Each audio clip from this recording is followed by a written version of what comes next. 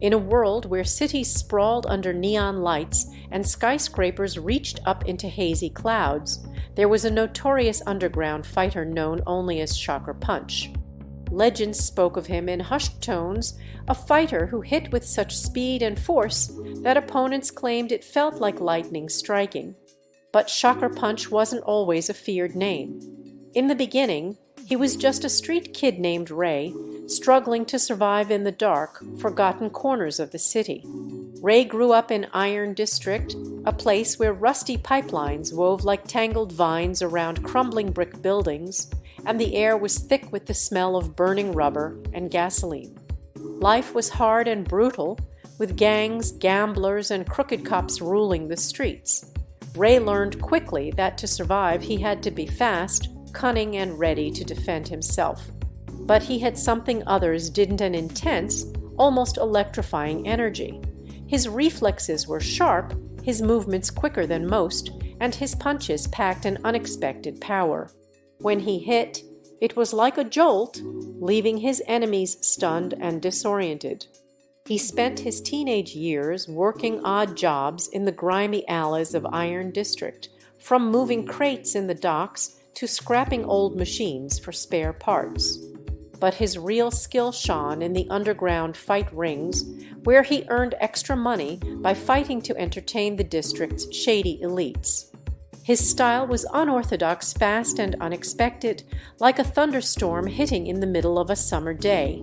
Ray began to make a name for himself, and soon everyone in the underground scene knew him as Shocker Punch. One night, in a particularly high-stakes fight, Ray faced an opponent known as the Bull, a massive, seasoned fighter famous for his brutal strength and unyielding resilience. The Bull was undefeated, a monster in the ring who left all who dared to face him broken and bleeding. But Shocker Punch was different.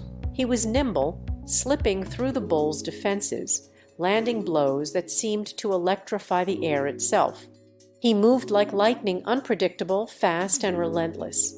After an intense battle, Ray managed to land his finishing punch, a blindingly quick jab to the Bull's temple, knocking him out cold. The crowd was silent, stunned by what they had witnessed. Ray became a local legend that night, but with fame came danger.